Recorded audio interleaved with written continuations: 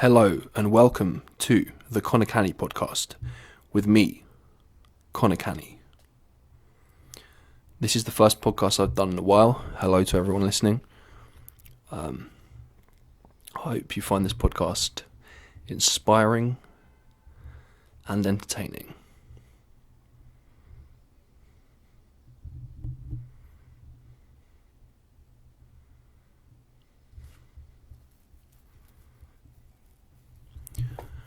So I'm going to talk a bit about my journey over the last 6 years.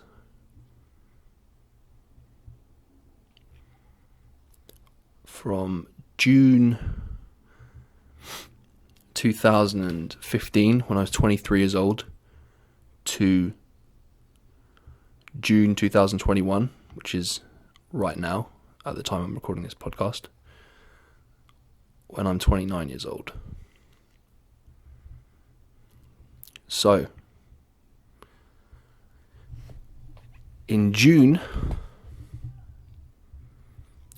I sat down, June 17th, 2015, at the kitchen table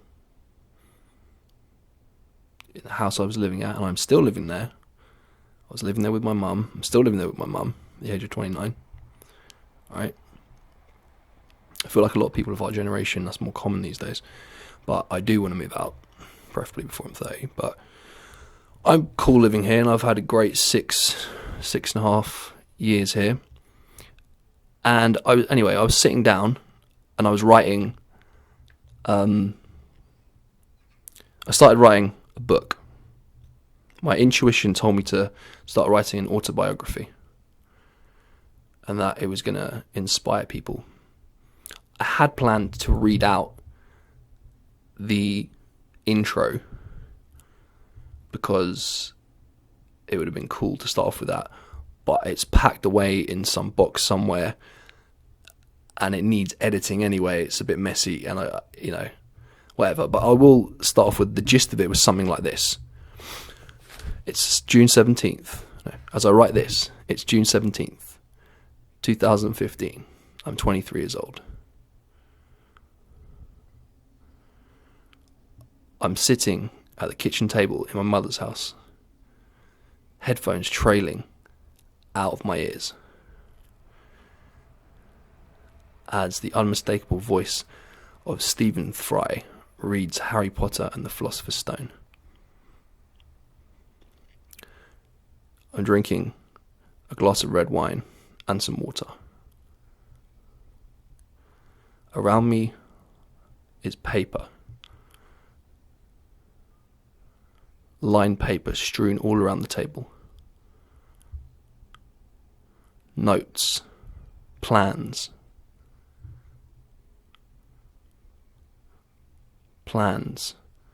for my future.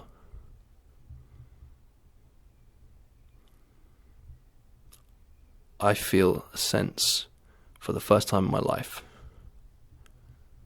of true inner peace and fulfillment. Not that I haven't experienced, and freedom. Not that I haven't experienced these things before, but never like this. And then it went something like, do whatever you want. No, what the fuck was I going to say? It went something like, come with me on my journey. The good. This is my life in my own words. The good, the bad, and the rest. Let me be me, and hopefully I can inspire people. Let's go. And this is something I wrote this morning. It's about 20 past 11 a.m. on the 16th of June, 2021. I'm 29 years old. Tomorrow will be 6 years to the day since I wrote that intro back in 2015, at the age of 23. Over the last 6 years, I've grown so much as a person. I used my 20s to figure out what life I wanted to live in my 30s, 40s and 50s. I reflected on my childhood, teenagehood and early adulthood, and I gained a better understanding of who I am. These last 6 years, I've pushed myself creatively and learned tons of new skills. I also studied everything I could about life and philosophized and thought about things in my own mind almost every free minute I had of every day. I've been training for life school because I believe life is like a constant school of learning. The University of Life, if you like. I've been training for my mission, my life's purpose.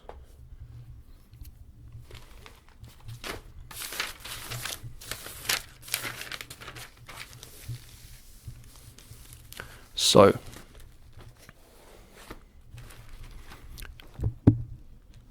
what is my mission, my life's purpose? Simply to live a life of satisfaction and fulfillment in the short, medium, and long term.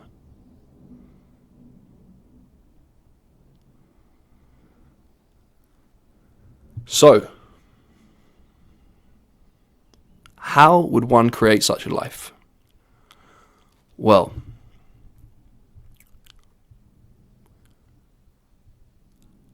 that's a very good question. As I say, I've spent the last 6 years really studying human psychology, human emotions, spirituality, physiology, creativity, a whole bunch of different ideas about the human ego, about the 6 human needs, about what makes people happy, about relationships, about, relating to each other. And I've basically come up with a kind of formula, not that any formula, is a mathematical equation. It's not as black and white as that. It's not like, it's as you follow one particular equation and then all your life falls into balance. It's not, in one respect, it's not as black and white as that because obviously everyone's different. They have their own needs and wants, and everyone has different personalities, and everyone has their own different struggles and strengths and weaknesses, and everyone's situation is different, and different people enjoy different things, and what brings one person peace, joy, freedom, satisfaction, and fulfillment may not bring another person that. But in this formula, I take that into account, right? And although, as I say, it's not as black and white as that, there's not one mathematical formula. In one respect, there kind of is a mathematical formula, which isn't mathematical, really isn't got anything to do with numbers. It's not quite like, science equation or, E equals mc squared or anything like that. But there certainly are some things which all of us as human beings can do, and activities we can all engage in that certainly do bring us satisfaction, fulfillment, and inner peace, right? And essentially happiness. Now, of course, life has its ups and downs, and there'll be times when we feel down or we're struggling and we don't feel peace, satisfaction, fulfillment. That's part of life. I'm not suggesting you're going to be like this every minute of every day. But one of the things I'm going to talk about later on in the podcast is the idea of healing from the past, creating our future, and learning to enjoy the present. And that when we heal from the past, we need to, and even if we're not enjoying getting in touch with our emotions because they're uncomfortable or painful, like anger, grief, depression, sadness, whatever we're feeling, the hurt and the trauma we have emotionally, right? Just from being a human being on this planet and being, wired as a human being, all of us go through tough times, every single human being. There's no person on the planet that hasn't gone through some tough times. And of course, some people could say, some people have been through worse than others, and that's all subjective anyway, and different people affect different things affect different people in different ways, and some people are more affected by certain things and other people are more affected by other things, and everyone's different. But suffering is part of life. But we can minimize the amount of suffering we have, and also recognize when we do feel suffering as well, get in touch with that. It's supposed to teach us something, and it's also what we resist persists, right? So if we not get in touch with our sadness, our grief, our anger, whatever, and we don't cry, or we don't,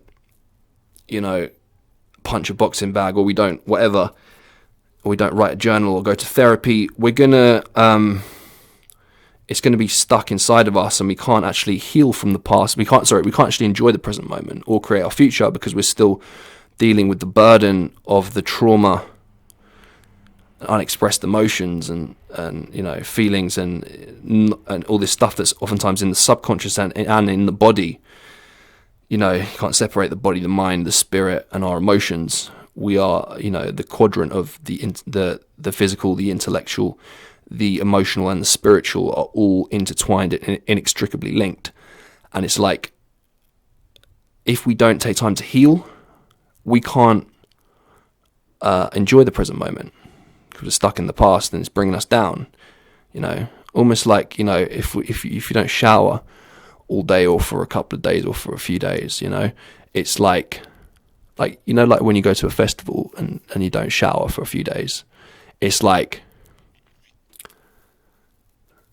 you can't really enjoy the moment after a while. Sure, you get used to it, and it's a festival, and most people do that at festivals, and you kind of just, it's not that uncomfortable in one respect, and it's not nearly as uncomfortable as extreme painful emotions. But there is an analogy to be drawn here between, like, the idea of, like, you're not gonna enjoy the moment, like, when you feel groggy and dirty, and you feel, I've been these socks, this underwear, this this t-shirt, this shirt, these jeans, these shoes, like, I'm all muddy and dirty, and I'm sweaty, and I haven't washed in like a few days. It's like, you can't enjoy the moment as much. But then when you have a shower or a bath or both, you feel so much better.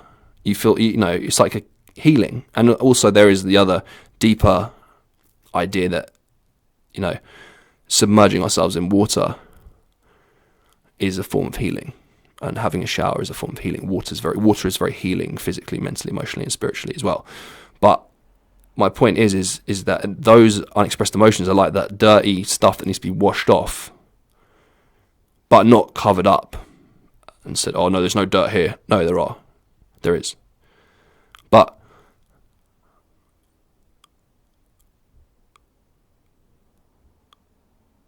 I've gone off on tangent. I've forgotten exactly what I was saying, but I'll try and get back to my on point. Basically, we need to heal from the past, create our future, and learn to enjoy the present, and engage in activities which help us to do this. Right? We also need to engage in order to live a life of satisfaction and fulfillment. Engage in activities that are almost like a formula for human beings. Like, imagine human beings are like computers, but we're also, right, in one respect, like our mind and our body is almost like a computer. It's like a machine. It's also, primal, animalistic. It's also spiritual. We have spirit inside us. Many of us believe that, our spirit and our soul is the real us, and this, as Russell Brand says, we occupy these flesh puppets, but we're consciousness, and consciousness is eternal, right? And it's like, we need, in order to live a life of satisfaction and fulfillment, we need to actually engage in activities that our body wants us to, and will feel great if we do that, and you'll feel like, oh yeah, I'm getting in touch with an aspect of what it is to be a human being, right? Because this isn't taught in mainstream society necessarily. Sure, there are elements of it, and now with social media and in the 21st century, and certainly over the last 5 to 10 years, certainly over the last 5 years, I feel like many, many more people around the world have become more consciously aware of these ideas, the idea, of activities such as meditation, yoga, spirituality, consciousness, the synchronicity of the universe, magic, almost all these things that, there are loads of people like Instagram influencers, and not influencers in the sense of, the entrepreneurs who are just all about the money. That's, a bit more shallow than I think I and some people listening are into. Not that there's anything inherently wrong with money, and some people go the other way where they start saying, "Oh no, I'm all about the hippy dippy, man." There's no, and they, and I've done that before in the past, like, and then they can't sort their money out. But anyway, that's a little tangent. But what was I saying? Influences in the sense, not influences in the sense of entrepreneurial, yeah, like Wolf of Wall Street, yeah, just get all the money and the fast cars and the big mansions, but like the kind of influencers who are all about like healing the body, like consciousness, energy, spirituality, tarot cards, yoga, meditation, breathing exercises, Wim Hof breathing exercises, bioenergetics, exercise, general cardio and strength training and stuff, and feet grounding, when you ground your feet in the earth, and talk, people are like, because of the internet, because of YouTube, because of various podcasts that people listen to, because of Instagram, Facebook, Twitter, these ideas have taken, blogs, websites, these ideas have taken off and been this wisdom, many of it ancient wisdom that was lost and not taught in mainstream society, right? Is coming back, and also with a bunch of new science that somehow connects with all this kind of stuff, and we have a better understanding of our human psychology than we ever have before. And I suppose in order to create a life of satisfaction and fulfillment, what we really need to do is to get in touch, is to understand intellectually and through our own experience, both, because I believe true knowledge and wisdom and true understanding is not either mutually exclusively theory or action and experience. I believe in order to have a true understanding of these ideas, we need to both experience them and understand them intellectually. If we don't understand them intellectually, we're not consciously aware of what we're doing right and wrong and what's going on. For example, like if, for example, somebody just learns the theory of the guitar and doesn't ever pick up bloody guitar, they're not gonna. They don't have the same experience as somebody who does pick up the guitar. Now, that being said, the person who picks up the guitar and learns theory, and I don't just necessarily mean like classical theory, I mean like, doesn't learn like different chords and doesn't learn different strumming techniques or, palm muting or the names of different guitar techniques like hammer-ons or harmonics or pinch harmonics or like different like alternate picking or finger picking, and doesn't like take the time to like learn from other people like the actual kind of theory of, this is how you play this right, which I always did throughout my life. What would happen was I'd be around a guitarist or a bass player or a singer or a songwriter who was like better than me, and then I'd grow and I'd learn from them, right? And I'd learn the theory, and also the action of doing it is kind of like, it's like you can't, like if you just sit there strumming chords and then no one says to you, hey, that's not how you play that, play it like this, you don't know what you're doing wrong. But if you just say, if the guy just shows you and you haven't even got a guitar in your hand and you're like, oh, I know the theory, yeah, but you don't know it because you can't play it. And that's true of lots of things in life. It's like we need to understand intellectually these ideas and consciously become aware of the things that we can do physically, mentally, emotionally, and spiritually to begin to create and begin to live a life of satisfaction and fulfillment. So it's almost like the way I think of life is like a life school. Like we're all, other people have called it Earth school and stuff. Like all of us as human beings came down. Like if you believe in spirit, some spiritual stuff that I do, from like past lives, or our spirit came down into this dimension and this time in Earth in order to go on our own unique journey and to change the world for the better and to improve our own lives and our own understanding of life and each other and what it is to be a human, and set forth on our own hero's journey, our own mission in life. And it's like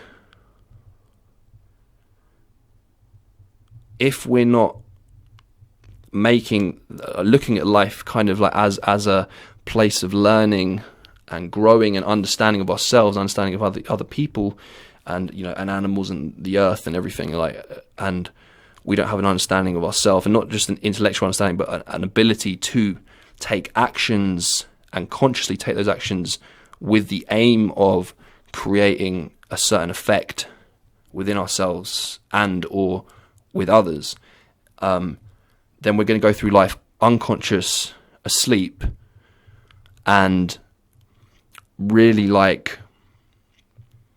kind of not living the life we could. It won't be a life of satisfaction, fulfillment. It'll be a life of misery, right? And of course, it's not as black and white as all that. I'm not saying everyone needs to do these things I'm going to be talking about. I'm just saying, like, and most, lots of people are fucking happy, like pretty happy, and they don't necessarily want or need to learn this stuff, and that's fine. I'm not here to say you have to live your life this way, this way, this way. I'm just here to talk about some ideas that I believe in, that I know work for me and I know work for other people, and that the way I want to live my life, and I plan to live my life going forward, and have been planning to, and kind of living this way, but want to, in the future, over the next year or so, get there on a whole level and do this with like a bunch of other people. That would be really cool in like real life, like face to face all the time, right? Because it's like humans are tribal, right? Humans are tribal. And it's kind of like we need other people like so bad as humans. Sure, we all need time alone. Some people like myself can spend extraordinary amounts of time on our own and be totally fine. But, in the last few years I've been doing that more and more.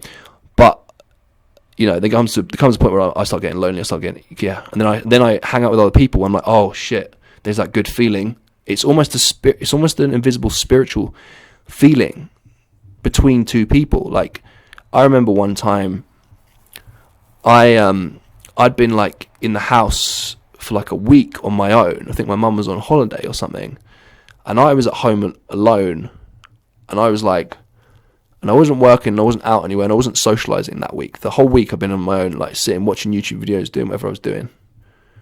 And then one day I went on a date with this woman, and then immediately when we sat down in the bar we went to, I was like, and we started talking, like 3, 4, 5 minutes in, I had that spiritual connection that you get when you, because it's not just with her, I've had it with other friends before and other people, when there's been times when I haven't been around other people, and I go and I get present with another person, and we're just talking.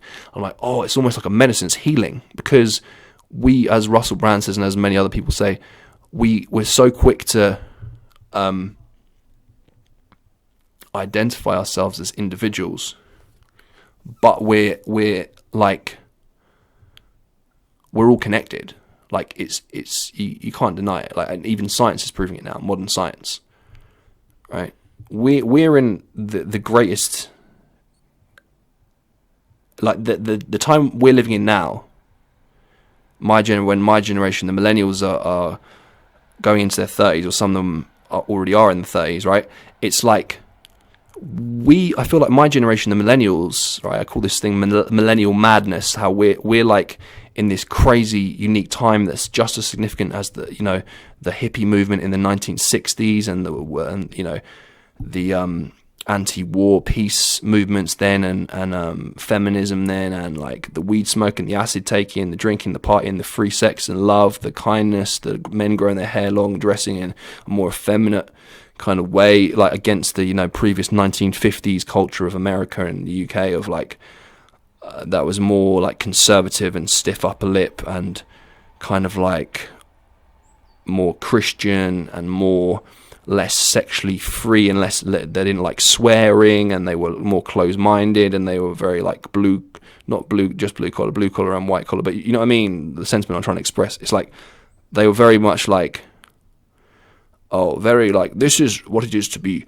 British, and not everyone. I'm not stereotyping all British people, of course. I'm just saying, or Americans. It was very much like we go to work and we go to church and we're our families together, and we're not into this free love and stuff, and like, and it was like all these drugs and these young hippies with their dirty long hair and stuff, and it's like, I feel like in the same way the 60s was such, and all the music that came out in the 60s, like the Beatles, the Stones, Jimi Hendrix, etc., etc., etc. The list goes on.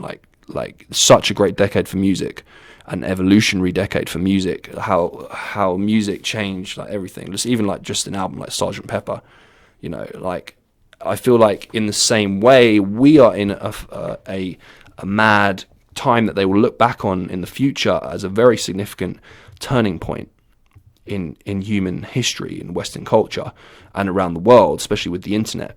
And I feel like the millennials, my generation, right, people born in like the late 80s, and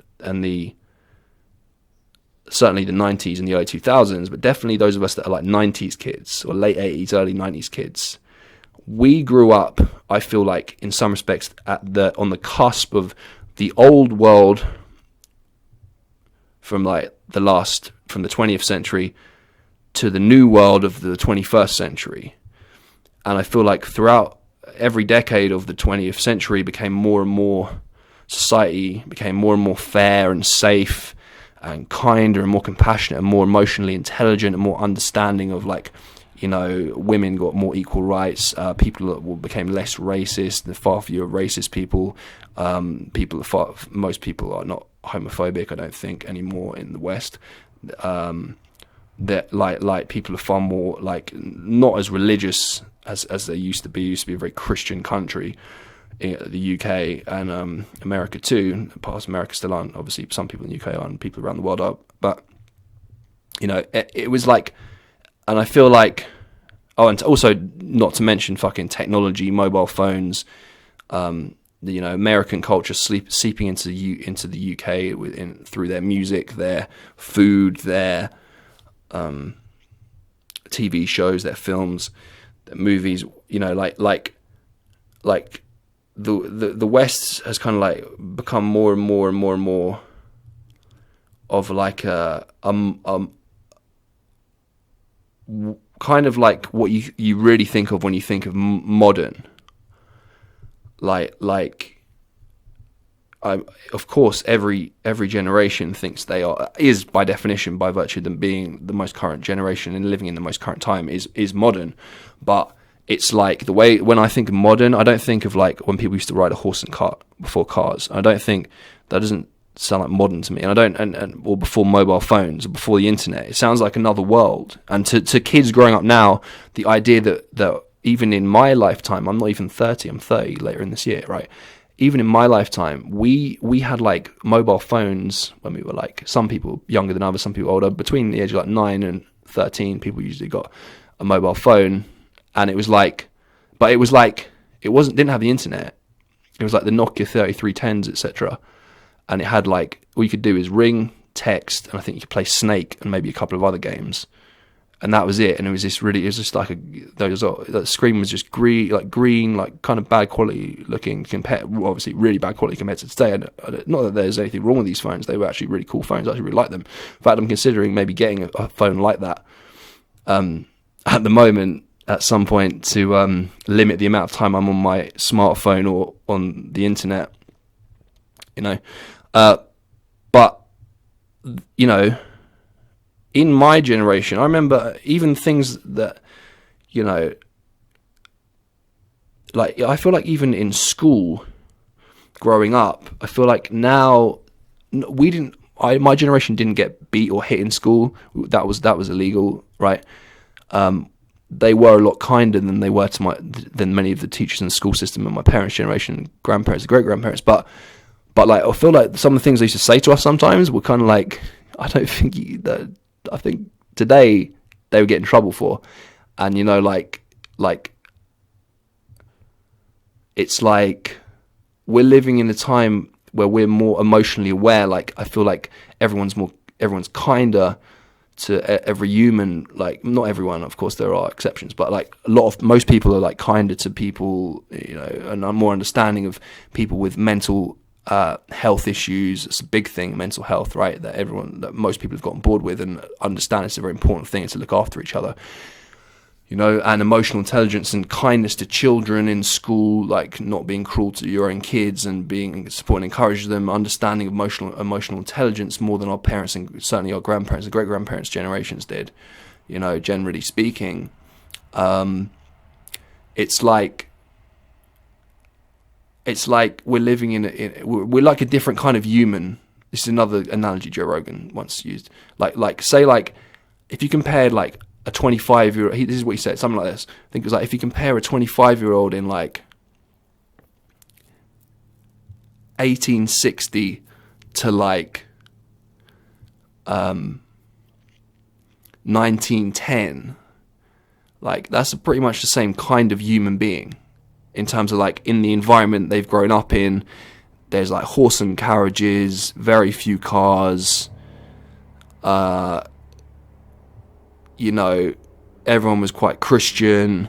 They loved king and country in, if it's in England, I'm talking, but like in, what I'm trying to say, like, and their morals, like their lack of, like it was like women had it real hard back then, man.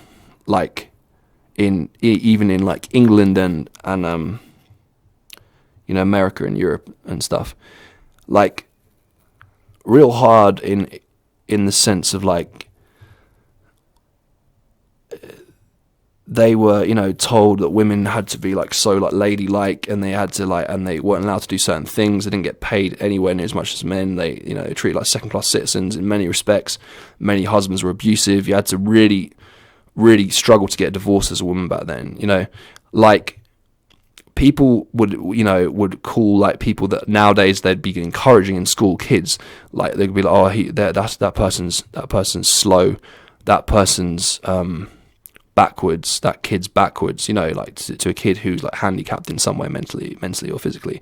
Like they grew up and you didn't have mobile fucking phones. They didn't have the internet, obviously. Most of them didn't even have a fucking telephone. Like, you'd have to communicate through writing. It was a different world back then. And like he was saying that the gap between the evolution of like a person in 25-year-old in 1860 and 25-year-old in like 1910 isn't that far off. There might be a little bit far evolved and more modern and more like progressive, if you like, but it's kind of like it was a different world. Like, people walked around in a horse and cart,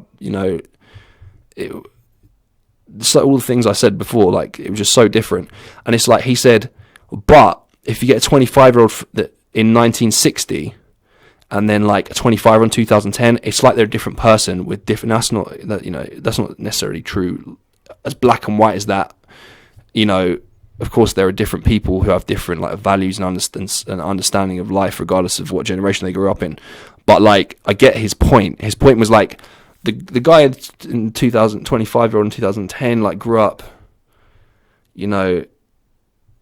with like the understanding of life around them and their experience of what mainstream culture is and everything, was so different back then. Like, in some respects, and it's like I feel like the millennials, we're now in the stage where like we now have the greatest. I believe it's our responsibility, right? It behooves us to use the internet to our advantage to learn everything. You can as much as listen. If you told our parents, and even to a degree, when I was like 1 or 2, if people had said, "Oh yeah, like you'll be able to know the answer to every question and find out everything you want for free," right, on this little device you can have in your pocket or on a computer, and you can literally learn anything from anyone from around the world, anytime, any minute of the day, right? I'd be like, what? That's crazy. They'll be like, fuck off. That's ridiculous, right? And it's like, but we literally, that is our world. It's like a bloody movie. It's like a movie. It's like, what the hell is this shit? Like, it's so insane that we are blessed to be living in a time, right, that we live in. And I feel like as Joe Rogan says, I've quoted Joe Rogan a lot. You might have cottoned on to the fact that he's a hero of mine, right?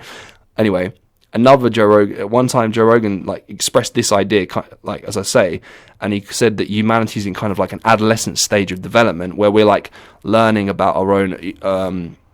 Everyone's become a bit more emotionally mature and kinder to each other, but we're engaging in this bizarre new form, very, very new, relatively new form of communication online, and like people having with socio-political arguments and stuff. And it's fine to have debates online, and, you know, not knocking YouTube. Of course, you're listening to this on YouTube right now, or social media. I use it like a lot, but nevertheless, there are downsides to it. You know, it's not natural for human beings who grew up like tribal, hunting and gathering and growing things and living in tribes and communities to be interacting with this weird digital interface, this weird, bizarre, like space-time, crazy, what the hell is this? Is from a different world, or a movie thing called a mobile phone or a computer, even like looking at the internet and like what, and all this information, everyone writing everything and everyone having these interactions that are not face to face with real people. There's no body language, oftentimes there's no tone of voice. There's like just too much overwhelming information coming at and our minds are like, what the fuck is this, man? And then it's like as he says and as other people have said, and I came to this conclusion myself, it's like war.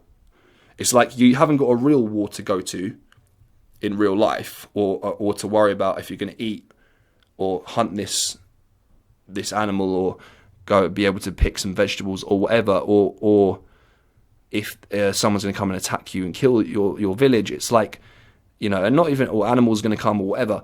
It's like, and not even just like to be as dark or as brutal as that, but even like in modern life, I find myself, if I haven't got something that I'm concentrating on working on, and I'm not like doing something which is fulfilling, and it's like a kind of mission, then my ego and my mind starts to play tricks on me and starts to create little stresses in my mind of like that are like really primal I feel like from our ancestors, like been passed down through evolution, whether you believe in evolution or not. But you get my point, right? The sentiment I'm trying to express. And it's like, then you start like worrying about, oh, this person said this to me once, or this person made this comment on social media, or you start thinking about people like, oh, fuck them, fuck that guy, and I've done this before, right? And your mind starts to play tricks and stuff. It's like, oh, you're going to war now because I haven't, and not just me, other people, we're not living in the present moment as much because our mind doesn't know how to cope with this, you know? It's like, what's this crazy thing? But anyway, but I feel like also, right, I took this idea and I gave it a name, and this time I added my own little piece to it, like my own little idea about it, and I called it the beauty of adolescence. And it's actually funny, when I was like 16, I was actually studying for my GCSEs, and I was about to write a song about adolescence. I started writing the first like verse, and about the beauty of it, and how it was beautiful in one way, but it was kind of like not beautiful. It was kind of ugly in another way, in the sense that being a teenager is a very exciting time where you're going from childhood to adulthood, and you're in that in between stage. You're figuring out who you are a bit more, and you're getting your own independence, and it's fun, and you get hormones, and you start to get interested in like members of the opposite sex or the same sex. You know, maybe if you're bi or gay, but it's like, and you're like meeting new friends, and it's exciting, and you want to, you know, do your own thing, and you know, wear your own, like, make your own fashion statements, and explore life, and you go out and you drink and you have sex, and you have a laugh with your mates, and you do things you don't tell your parents about, and you rebel a bit, and it's like, that's awesome and that's exciting. But then there's the other flip side of the coin of, oh, you're still not mature as an adult, and you're finding it hard to deal with emotions. You've got hormones going on as a teenager. It's hard. You feel like you're in that in between stage, and for so many of our parents, it's hard to let go and stop treating us like a child and let us become an adult. And we're in that in between stage, we're like, I want to do my own thing, and there's a lot going on that's difficult as a teenager. And I believe the time we're living in now is analogous to that. I believe that the time we're living in now is a beautiful time, right? And it's like the beauty of adolescence, this adolescent time that we're living in. But it's also difficult navigating it. And as Joe Rogan said as well, I believe that in like 10 years or 20 years, certainly in 50 years and 100 years, like this will all like mellow out a bit, and we'll have got used to navigating the internet and the current like new way of communicating, and there'll be other ways of communicating. And I think many people are going back to the older ways, the ancient wisdom of being out in nature, as I said, and the spirituality and the meditation and the yoga and the healthy eating and the growing your own food and the and the new scientific understandings we have of our own psychology. And there's like plenty of like life coaches online, and many people are like becoming very aware of like more aware. Many more people are becoming more aware of and actually taking action on the engaging in these activities and understanding and studying these activities and consciously becoming aware with true knowledge and wisdom, which is both theory, as I say, I believe it's both theory and action, experience, direct experience, right? And then it's like the theory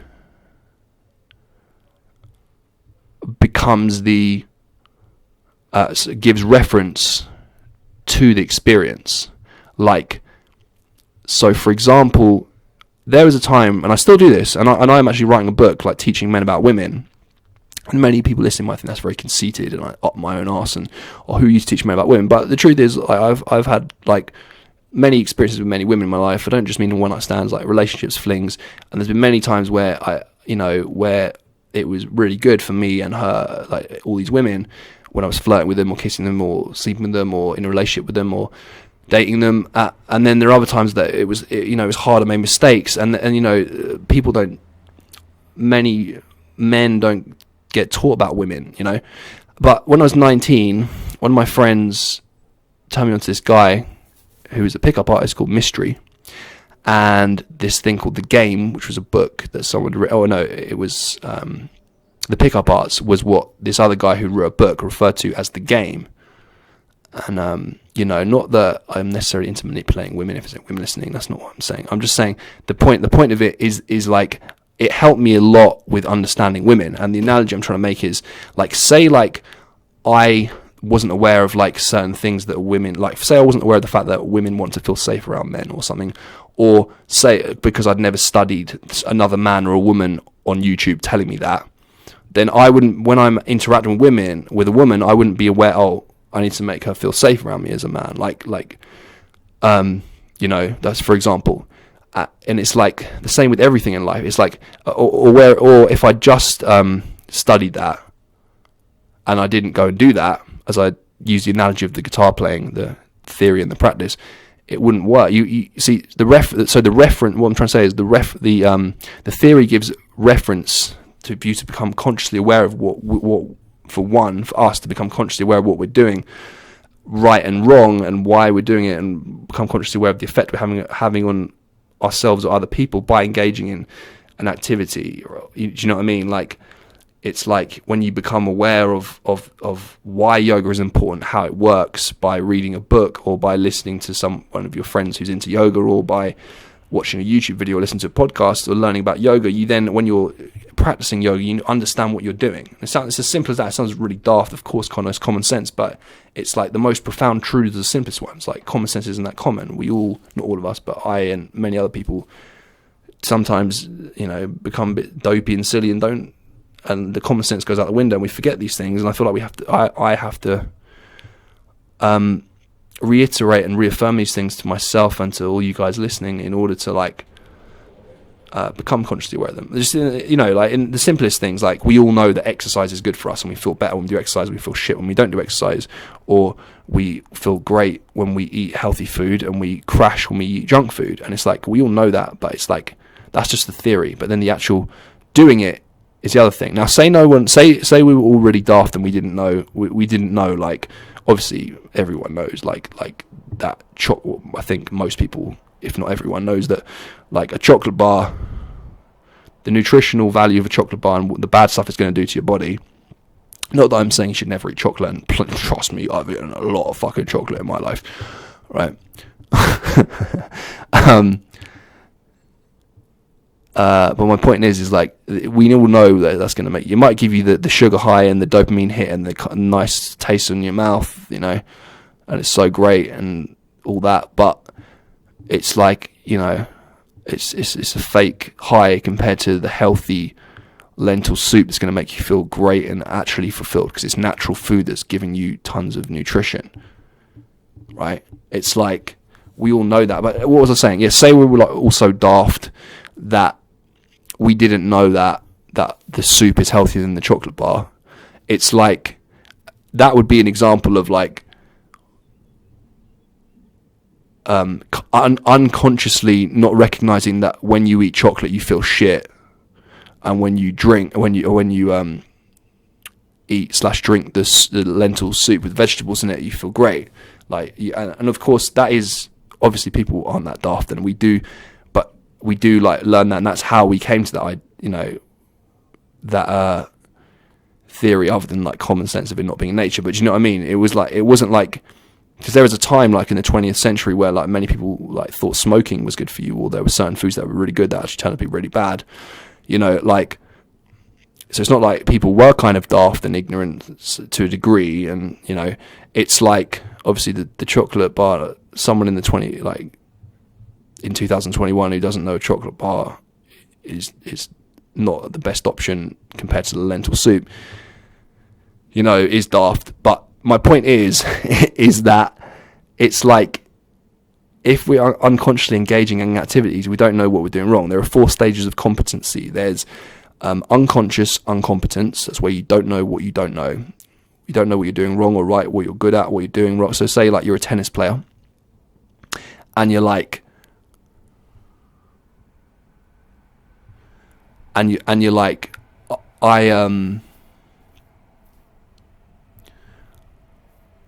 play tennis. You play tennis, right? And you don't know what you're doing right and wrong. You just like, oh, I'm not doing right. That's unconscious incompetence. You don't know what you don't know.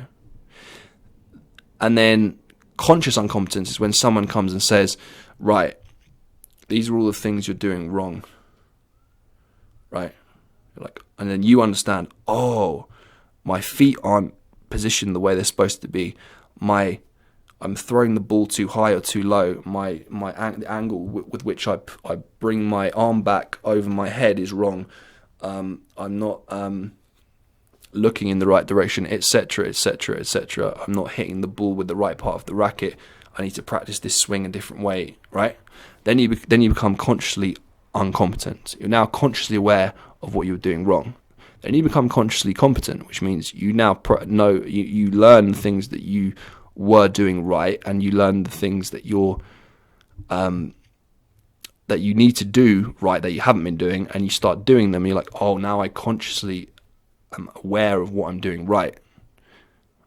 And then you get to a skill level in whatever you're doing, whether it be the guitar, tennis, whatever, where you become unconsciously competent, where it's like autopilot. Like when you learn to drive, you don't need to think about it. Your body just naturally does it. Your nervous system, your mind, the neurological pathways that have been built, the habit, you're an autopilot.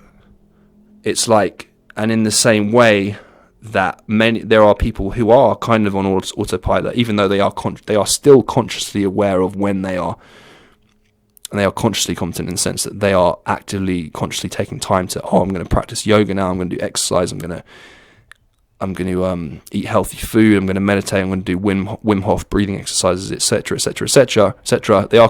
It's a good thing that they are consciously competent of that, but it's almost like they do it every day, and then it's like it becomes a habit, and then when you've been doing this for weeks and months and years, it's like you're consciously uncompetent. You're unconsciously competent, and it just becomes who you are. You do it naturally, right? You see, like the way I'm able to speak and go through all these ideas on this podcast. You know why? And like it just flows from me is because I've written down all these ideas and talked about many of these things to myself around the house, practicing, like talking, pretending I'm doing a podcast, like 500 times. I've spoken about all these things, I've written them down, I've studied them, I've linked different ideas in my head and practiced speaking so many times. This is from years of study of theory and my own. and of this, and of the practicing and of itself of speaking, and also the theory of all the things I studied and from my own experiences. It's just like, and it like kind of flows out of me. I'm like almost unconsciously competent. Sorry, was it unconscious? Yeah, unconsciously competent at what I'm doing right now with this podcast. Not to brag. I'm not saying, oh, look at me, how great I'm at a podcast. I'm just saying, well, I hope you are enjoying it. But I'm just saying, like, this is an example of what I'm talking about. So in the same way, we as millennials can, in this beautiful adolescence time, consciously, like, push our lives forward and choose to create our own life, choose to create a life we love consciously, and become consciously aware of what are the things that all humans, including us, benefit from, and all the things that what are the things that we're suffering because of, and what can we do to minimize our suffering and to heal from the past and our suffering, and to learn to enjoy the present and create a future we'd like to live in, and like have a happy, fulfilled, peaceful, joyous life, you know, where we're spreading positive energy to other people and to ourselves, right? Well, some of these things that I'm going to be talking about are obvious and are common sense, and some of them are more unconventional, like unconventional wisdom. And then some of them are somewhere in between that are kind of like common sense, but then you have like an unconventional, there's like unconventional spins I'm going to put on some things where I look a bit deeper, that many people listening may not have consciously become aware of, but which I have found to help me and other people has helped them. And then even some of them I haven't even done yet, but I know through kind of experience and general like ability to work things out, and kind of like listening to other people saying they've helped them, and just because they are kind of common sense, even though they're kind of deep and you might not necessarily think them, then they become kind of common sense. So if you think about them long enough, and this kind of, as I said earlier, the most profound truths are the simplest ones. It's like, this is what I want to talk about in this podcast and on this channel, in this podcast channel, and I write these things in my book. I preach them all the time in my other YouTube channels. I talk about them all the time because as I say, it's almost like a formula for life. And it's like, I want to now like kind of talk about like, if we were going to if one was going to set up a life that we loved, right, what it would kind of look like, and give you these ideas and suggestions of what you can do, and some which I haven't done yet, but I want to do in the future, partly because of money or practicality or other people I need to help me, but or I just haven't got around to it or whatever. But I've done a lot of these things myself. I do these things. Some of them I do daily, and I found them to be very useful. And then there are other things in my future that I know will be useful, like when I'm a parent. It's like that I know there are certain things that will be beneficial to my children, and there'll be certain things that'll make my children suffer, that won't be good for them. And I learned that through partly my own childhood and the things that that cause me misery and the things that cause me joy, and through studying, you know, being around other people who are like that, who have good parents that give them, well, I say good parents, all of our parents are kind of doing their best. That everyone's parents fucks them up a bit. We're going to fuck our kids up a bit. It's inevitable of a human being and the parent-child dynamic. Like, every generation changes as well. It's going to be, there's lots of different factors. Different people's parents have different struggles, different abilities, are suffering in their own little ways, different ways, like with money or mental health or whatever. Like, we all, and you know, life's hard, man. I'm not judging anyone's parents. I'm not saying, or my own parents or anyone. So when I say things, I don't mean to be disrespectful or rude. When I say things like, oh, our parents fuck us up, I'm just kind of saying, kind of tongue in cheek, like we all, like, you know, it's an old saying that people say, and it's kind of true. Like we all like get conditioned a bit with our parents' beliefs, and some of our parents are like hard on us about certain things, which and don't necessarily encourage us to go after what we want in life, or aren't very supportive in certain ways. And some parents want their kids to do a certain job or not do a certain other career, and have all these expectations for what their children should believe, think, do, you know, and to a lesser or greater degree, depending on the parent and how dogmatic and indoctrinated their parents were by their grandparents or whatever. But, you know, like every facet of society kind of indoctrinates us to a degree, including the school system. And I don't want to shit on teachers, because I know that most teachers are good people who do their best and who love working with kids and making a difference in children's lives and do a great job. And there are lots of very positive things about school. And as I said earlier, I feel like our emotional intelligence over the 20th century and certainly over the 21st century and certainly over the last 10 years and 5 years certainly is becoming more and more like with the kids' best interests at heart. School's far less strict now. And kids, we understand you have to encourage children and nurture them, not shout at them, not like if you can help it. Although, of course, I've worked with kids before. We all know children can be frustrating sometimes. Like I'm sure we were all frustrating to our parents when we were younger. But you get my point, right? Like it's like the school system's got a lot better. So I don't want to shit on the school system or any of my friends or acquaintances listening or who are teachers. I've worked with kids before, and there are lots of positive things about school, and I had some great teachers at my school. And everyone's doing their best, and the school, but that doesn't take away from the fact that there are things about school that we're not taught in school that would benefit us greatly in life, and it would have benefited us a lot as children. And I believe in the future, in 50, 100, 200, 300 years, the school will be a lot like more like the formula I'm going to talk about now. And I feel like society in general will be a lot more like harmonious, and will be going in and will be similar to will involve like similar activities and these ideas and philosophies and this knowledge and wisdom will be taught through theory and through experience in schools in the future. I believe many of the things I'm talking about right now, but for now, I'm just talking to the adults. These are things as adults we can do in our lives. What was I saying about school? Sorry, yeah, it's like. So different facets indoctrinate, different facets of society, like don't teach us certain things that would have been useful for us and that will be useful for us. And they teach us a bunch of like, oftentimes, depending of course on the teacher or the parent or whoever, not just teachers and parents, religion to a degree. Not that I'm like necessarily overtly anti-religious. I'm a spiritual agnostic, kind of believe in a higher power and consciousness and all that. And I'm not, if like each to their own. If you're religious and you're putting out positive energy to other people and it helps you, then great. If you're using it to like be abusive to people, then fuck you. That's not really anything to do with religion, although it is in other ways. But we won't go too much into that or get too much into religion in this podcast. But my point is like different facets of society, as I've said like 3-4 times now, like parents, family in general, school, and even not just school, like even the idea that like you have to go up and get a job that you don't like, or you have to work a particular job, and that it doesn't matter, and that if you're not going to pursue your passion, you make any money that way, all that kind of stuff. It's like we're getting this a lot in society, but we can now choose to create our own life school that gives us the things we need, would have been beneficial to us growing up and will be beneficial to us now. And part of that would be it would involve unconditioning our mind from the conditioning that we've received and reconditioning our mind with new information through, as I say, theory and experience. True knowledge, wisdom, and understanding. That is what true knowledge, wisdom, and understanding is. It's theory and action, taking action and gaining experience. And what we can do is we can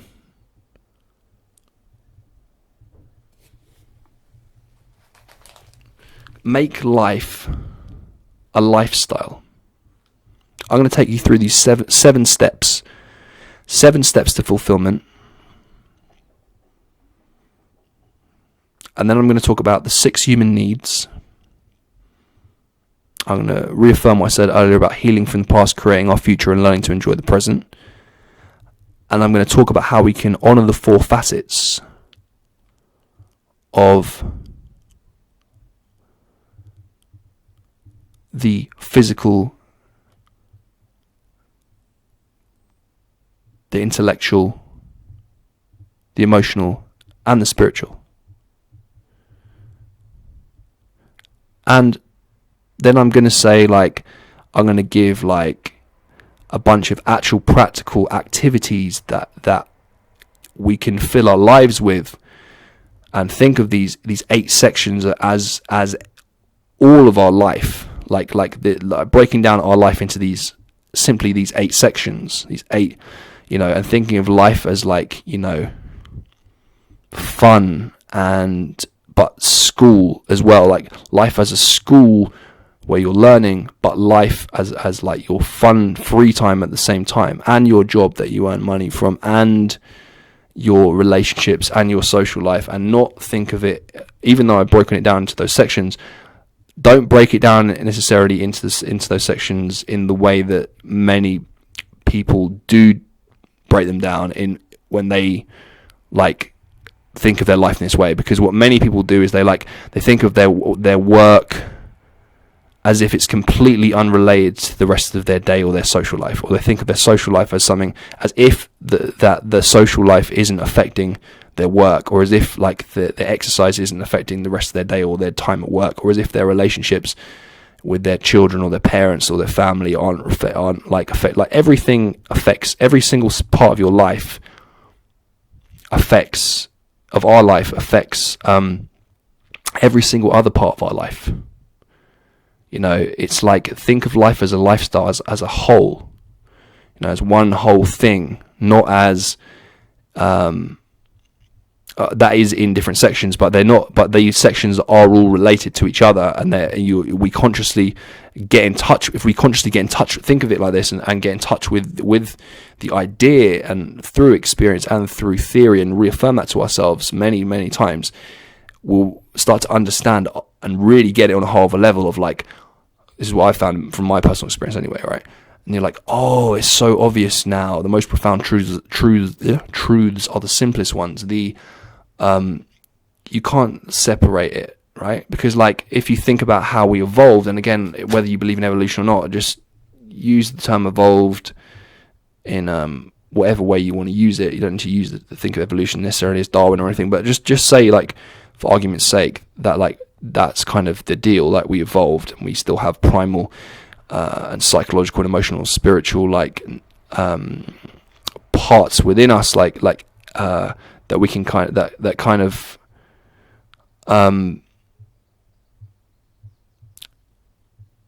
that need to be, like reward systems, again, as Joe Rogan says, like built into our like brain, our body, our mind, our emotions, our spirit, right?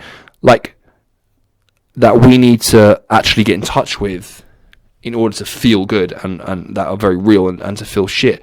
And that, like, we used to live in tribes, right? So like there was no separation from work as such. Sure, some people sometimes would go and hunt, and people would build things, and different people later would have certain jobs, but and money kind of was a thing in terms of like the people would trade, and people would, but you get my point, right? It wasn't like today, where it was like you go to a job and then you got to worry about the bills and all these numbers in your head, and this is where I go and I get money here, and this is where it was like, no, motherfucker, like there's a bunch of people around you living with you, and you all are contributing in a society, and you know everything, and your home and your work and like is all together, and you're living together, your social life's together. They're like your family, the village, the tribe is like your family. Right, and it's kind of like we can't get away from that. So, but we're living our lives in this other way. That's more like, oh, we have our family, or we're not even living with our family. Some of us are living on our own, or we're living. We're going off to a job. Many of us that we fucking hate, and it's like, and this is where I earn money, and it's like, and you're not seeing the same people around you all the time, and and it's like, this is a separate part of your life, but it's like, it's not a separate part of your life, because it's making you it's affecting the rest of your life. Whereas like, I like the idea of like living in a tribe of people. I don't mean literally I'm going to now go and live in a commune necessarily, or with all these people, but I mean like, I like the idea that like the kind of life I want to create is there's going to be like the village elders in it that they would have had, the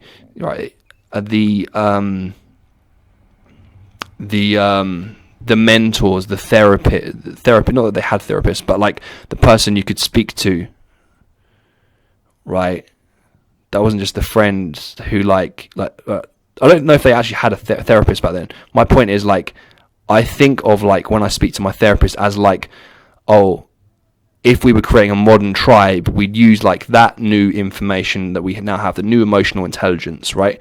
And the idea that we need to speak to I believe everyone really needs therapy, and, different things are therapy to people. This podcast is therapy to me to a degree.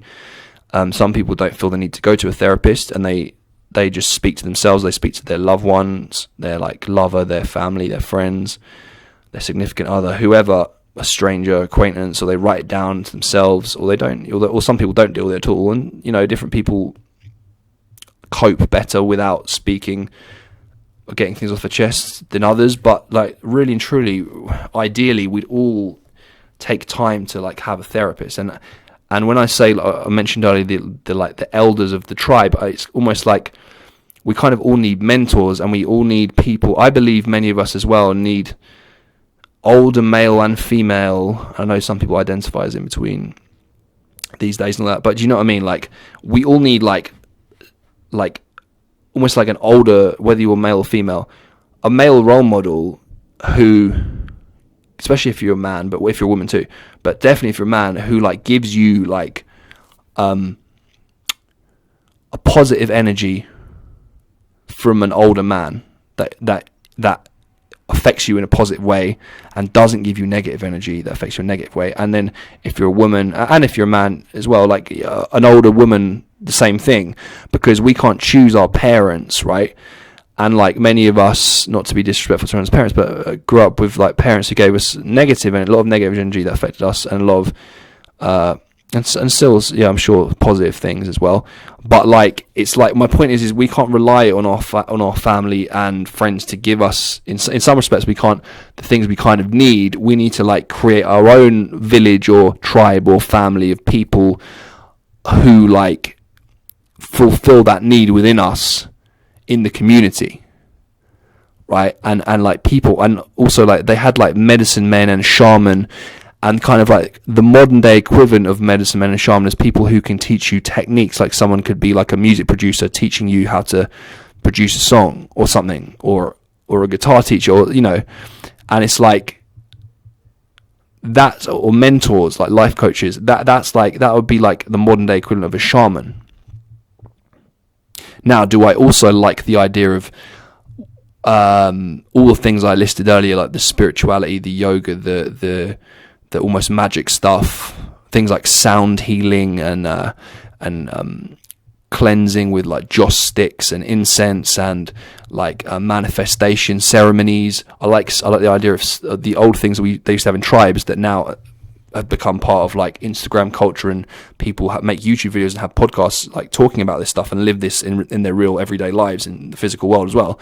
Like, all these things I'm talking about, I've spoke about, it's almost like ancient wisdom that's kind of unconventional and magic, like spiritual, physiological, psychological, manifestation, energy, speaking things into existence, the ceremony, like in ancient tribes, they used to have ceremonies that would like cleanse the body, like, and obviously, like, people do that with sauna and stuff. But you get the point I'm trying to say, and they'd all go around the campfire and they said this, they're cleansing the spirits, and this is when they're grieving and stuff.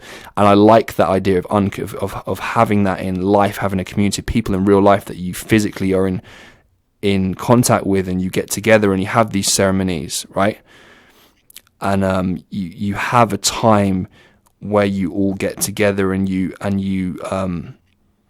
dance around a campfire or something, and you all ground and you also engage in activities like you all understand the importance of grounding your feet, the importance of sitting down and meditating together, and there's nothing wrong with doing this on your own, or doing it as a couple, or doing it with friends or family, or going to a class. But it's like, and you can choose, like, whether or not how many activities you want to do by yourself, or with who, or how many other people or community you want to do within a community. And everyone's going to be different. As I say, it's not a black and white formula. You're going to have to essentially figure out how to fit that into your life.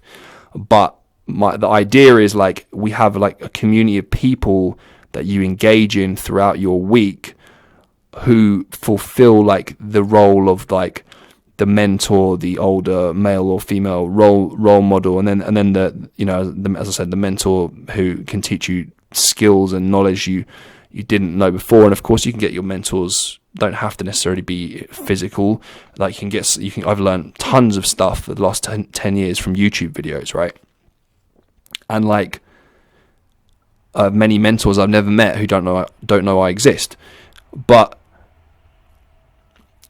I also have had a few mentors, like real life, and I believe like that's important too, right? To have someone, and it can't, because like, as I say, in the best will in the world, with no disrespect to our parents, it's like you can't, like, and also not just no disrespect to our parents, it's like there's also that always going to be that parent-child dynamic even when we're adults, where we don't, and they're emotionally attached to us and they have their own biases about us and stuff, where like you can't really like rely on them to, and not in a horrible way. I have a very supportive mother, and even though my father's made mistakes before, he's been very supportive, and I'm not disrespecting anyone's parents about saying like they're not going to give you what you need. I'm sure like many of your parents did encourage you, were great parents. That's not what I'm saying. What I'm saying is like, and also what I'm trying to say is like, it's like this thing where it's like also, sometimes we don't want to listen to our parents, and we don't want to have this lecture from our parents. We want to consciously go and fight. So what we do instead, what I'm suggesting we should do instead, and what I've done, is go and consciously find other people that are kind of like parent figures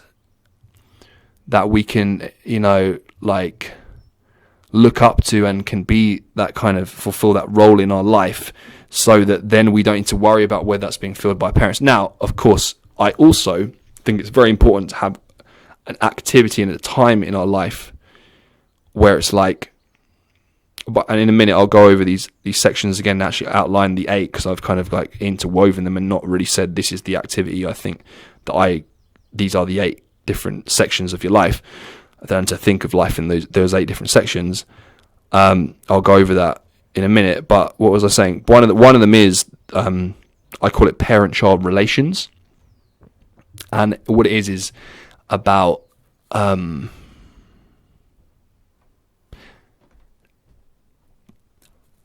basically becoming consciously aware of like anything in our childhood that caused us like pain or suffering, or gave us limiting beliefs about ourselves, or needs that we didn't get met, or negative or positive energy we should have got, or positive things that, and an encouragement or whatever that we should have got that we didn't get, or negative things that we got from our parents that we shouldn't have gotten, that affect, not that we shouldn't, we should, whatever, like not to judge anyone's parents, but and everything happens for a reason, but like it's like were maybe detrimental to us, the negative behavior and the other things that would have been beneficial to us but we didn't get, and become consciously aware of that, and take time throughout our week for like a good few hours, like 2 to 3 hours, to like, first of all, write a journal and talk about that, or record a podcast, even if you don't want to put it up online and you don't want anyone else to hear it, just for yourself. Record with a microphone or a camera or on your phone,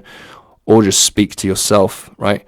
And do that. Also, I recommend everyone get a therapist to help us talk through our family issues from when we're young, and not just our parents' issues or our family issues, but also our issues we met, other relationships that we've talk about, our relationship like with our significant other, or a relationship with an ex, or a relationship with our friends or co-workers or whoever. To get stuff off of your chest and say, I had this interaction with this person at work today, they made me feel like this. Therapy is so important, and like I say, you can choose to do whatever kind of therapy you want, like you can just do a podcast or to yourself, or just talk to yourself, but I do believe speaking to a therapist is an actual therapist, either through Skype or face to face, is very important, because you need someone to get whose job it is to help you get off your chest and actually gain a better understanding and heal from the past. And I also think that section of your life, that day where I say parent-child relations activity that we should all engage in, it's like you should also like write in a journal exactly how you're feeling, and then write what kind of relationship you have with your parents now, or guardians, or maybe they've passed away, or maybe you were adopted, or maybe you grew up in care, or maybe you had a guardian, or maybe your grandfather raised you, and maybe it's not as applicable to you if you're listening to this and that's the case. But whoever it was that raised you, and even if you didn't have like parents or guardians around, that then also write and speak to your therapist about how that made you feel, and get some kind of sense. Obviously that's hard, but get some kind of sense of peace within yourself about like that's the way it is, and it's not your fault, it's not necessarily their fault. Maybe it is. I'm not here to judge anyone's parents and be horrible to anyone, disrespectful. I'm just saying we all like have gone through things with our parents, and just not just our parents, our family and friends and relationships and everything in life. And it's take time to write down what kind of relationship, if you can, would you like to have with your parents right now. And if your parents are still around and you have had some form of relationship with them in the past, or maybe you still do, and then maybe what you can do to actually have conversations with your parents or your family or whoever to improve relationships. What needs to be said, what needs to be communicated in order to have, what kind of relationship would you like to have with them going forward? And if you find you can't salvage some kind of healthy relationship with them, or with one parent or guardian or both or whoever, then it's sad, but you kind of have to just accept that. And then, as I say, find other older parent-like figures who you can have a positive relationship with, right?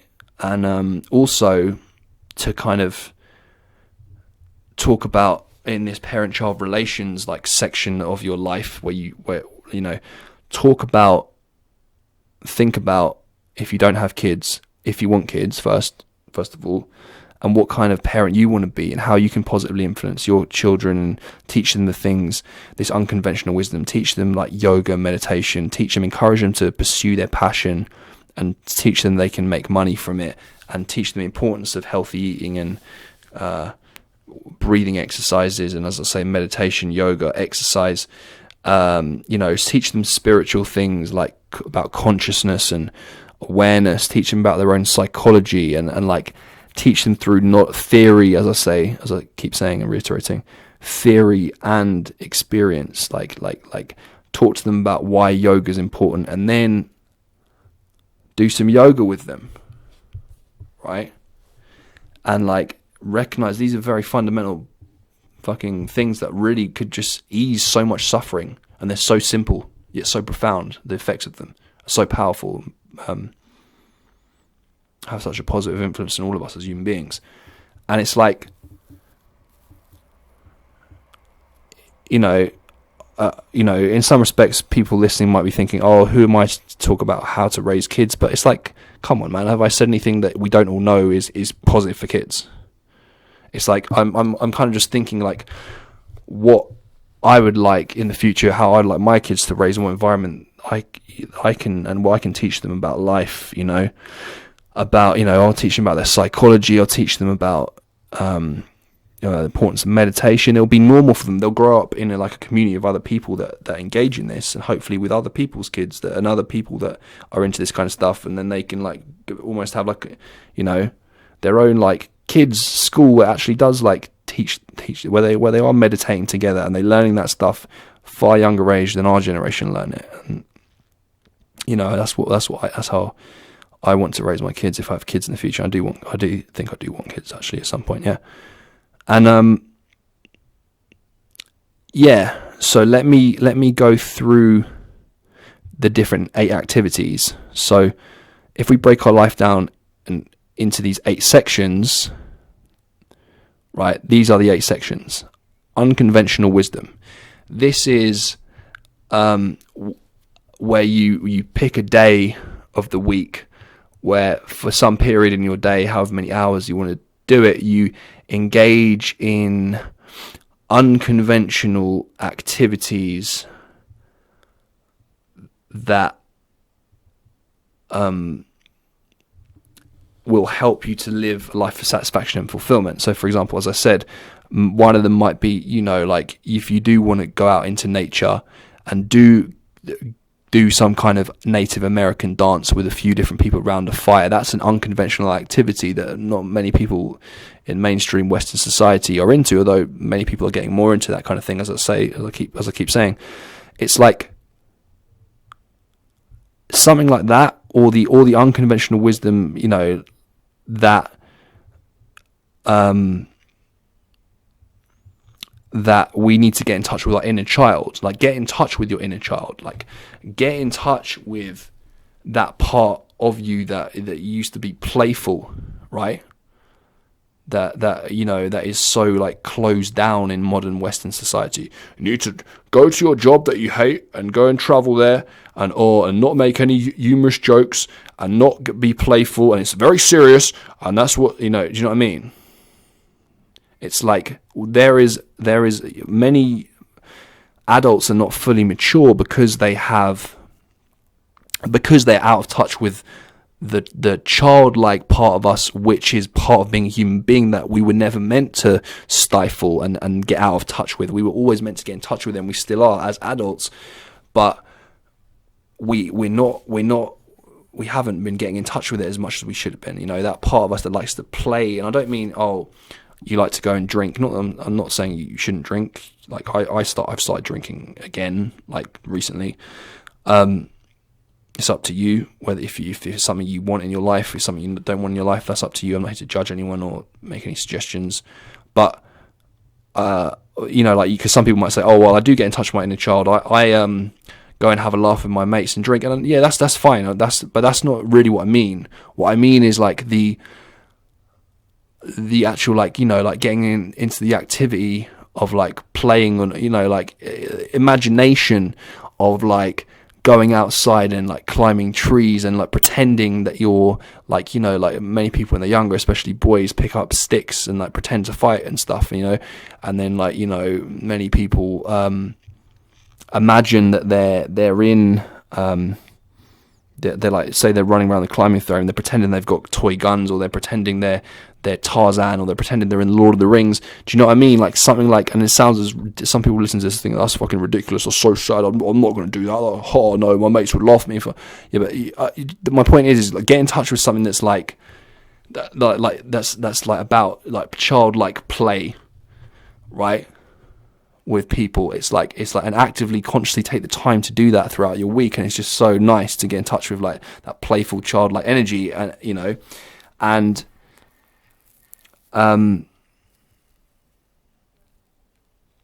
you know, there's a whole bunch of unconventional wisdom and knowledge I want to talk about, and I'm going to be writing I have written much of it, and I'm going to be writing more of it in my book. And we'll be talking about it on this podcast and on my other YouTube channels, and on the Let You Be You Life Camp YouTube channel. But for now, just think of unconventional wisdom as like the kind of like, you know, like understanding of, for example, what I said I was going to talk about earlier was the 6 human needs. Like that's an unconventional piece of wisdom that not many people know. Is that yes, we all have our own unique needs as human beings, and I'm sure we have more than six needs. Right, of course we do, but like basically there are 6 basic fundamental human needs that we will find a way to meet, consciously or unconsciously, in a healthy or unhealthy way. And that's some piece of unconventional wisdom that you might not know, and it's important to learn these things and take that time to like look up things. Like if you want to learn something about psychology, like learn it, like type it in. And this also ties in with another activity I'm going to talk about in a little bit, called Feed Your Mind, and also exercise and train your mind, and your spirit, your soul, your body, all together, but in the activity that I'm referring to as feeding our mind. But that's unconventional wisdom, you know, like just activities that are like that are kind of like, you know, like the feet grounding, the getting in touch with in a child, getting in touch with your imagination, the like sound healing is something that people engage in, the the manifestation, the speaking things into existence, the idea of talking about magic, studying things like spiral dynamics, which I'm not going to go into in this video, in this podcast, but I will in future podcasts. And that all ties into the feed your mind activity of learning new things and learning information, watching YouTube videos, listening to podcasts like this and other people's podcasts, reading books, learning things about what it means to be a human, a physical, intellectual, spiritual, emotional being, and learning how to hack your own psychology,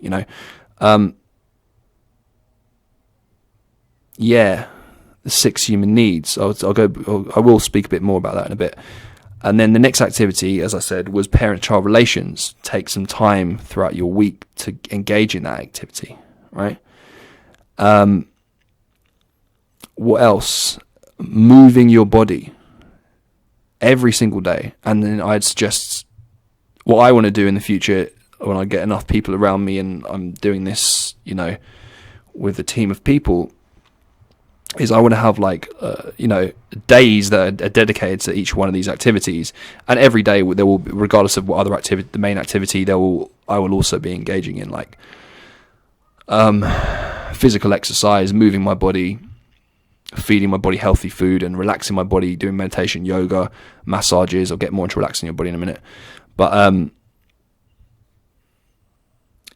like to have a whole day of my week dedicated to, at some point with other people, to exercise. And that's tying into the fact that humans are tribal and we meant to be community orientated. There's something very, very nice about socializing, doing exercise together. I just think that's very, very, very healing human experience. I think it's a beautiful thing. And of course, moving your body, we know the benefits of exercise, like burning fat, gaining, strengthening muscles, releasing endorphins, and serotonin and dopamine, and getting our heart racing, our blood pumping around our body, sweating out toxins. This is things, requirements of our body that if we don't engage in these things, as we know, we feel like shit. And if we do engage in them, we feel fucking fantastic, right? Moving your body, that's another section of your life, right? Unconventional wisdom, parent-child relations, moving your body. Feeding our body with healthy food, man. That has to be a part of our life where we consciously learn. Some people can't cook. Learn to cook for yourself, and learn to cook healthy, delicious, nutritious food. And if you want to take it further, grow some food and learn about nutrition and growing. And share food and socialize by eating healthy food together. Make that a big part of your life and understand the importance of that, and really teach that to your children, and engage in that and understand that healthy food is so important. And yes, relaxing your body, engage in activities like yoga, meditation, get a massage, engage in an activity called bioenergetics, which is all about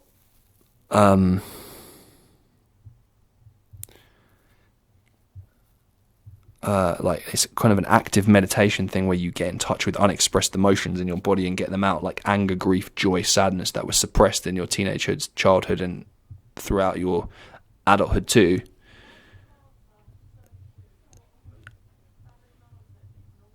And don't let emotions build up, and sorry, I'm in the move your body thing, I was going to say, get in touch with cardio, do cardio and strength training, both, right? And maybe engage in sports and activities you enjoy, right? And at the end of the day, like everyone's going to choose how much strength training they want to do, or if they want to do any at all, or if they just want to do cardio, or how much little cardio or much cardio they want to do, and what games they want to play, what exercise they want to do. And it's going to be different for everyone. But at the end of the day, make sure we're getting some exercise in. That's an important part of your life, and make sure your heart's pumping, your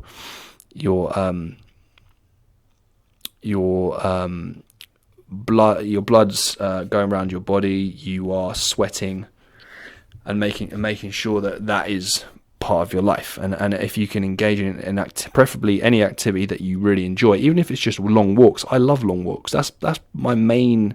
That's been, especially for the last few years and throughout my life, really, that's been my main form of exercise that I really enjoy. Just long walks, man. Relaxing the body again. Get in the sauna to sweat out toxins. Do Wim Hof breathing exercises, and I recommend everyone research Wim Hof either on YouTube or buy one of his books or go to one of his events. His breathing exercises are fucking magical, right? It's like you're relaxing your body. You're also moving it in one respect. But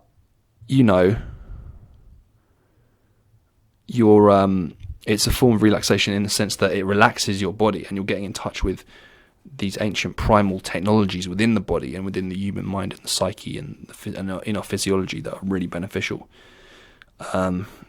Relaxing our body. Feet grounding could be a form of relaxing our body, where we put our feet, as I spoke about earlier, under the banner of unconventional wisdom, where you walk around and put your walk in either sand or preferably wet sand or grass or mud, and you get your feet the ions and the electrons from the earth, right, like touching your feet, and it's like really good for the nervous system and it's really good psychologically. It's really good for depression. Apparently, it's good for your immune system. It's just I don't know the exact science of it. It's just really fucking good to do. Research it and do it. Like if you can schedule that in throughout in your day or however you do in the morning or the evening, it's brilliant. Like whenever I don't do it, I notice how I feel. I feel like more in my head. My mind's racing. My body isn't as grounded. Neither is my mind. And when I do it, it's just amazing. And I kind of emphasize yoga, how important yoga is as well for the body, obviously, stretching out all of our ligaments and tendons. But also, of course, for the mind and for our emotions. And, of course, the breath. I'm not an expert. I know people, there's I'm sure he's listening.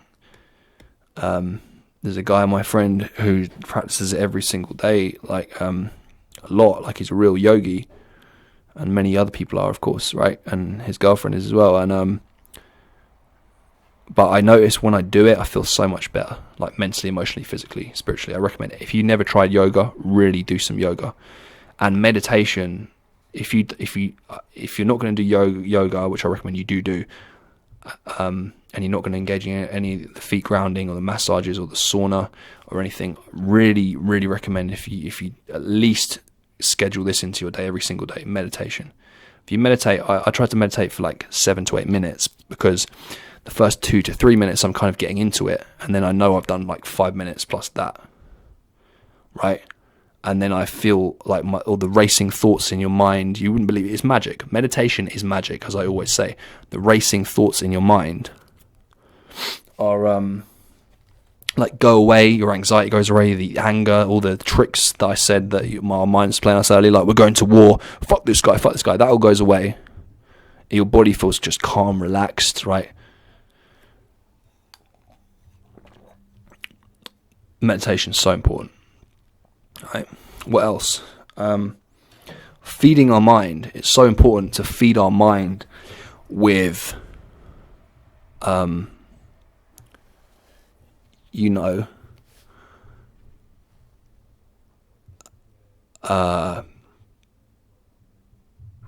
with just all the information, as I say, from YouTube videos, books, podcasts, Instagram posts, Facebook posts, Twitter, live events and seminars and stuff.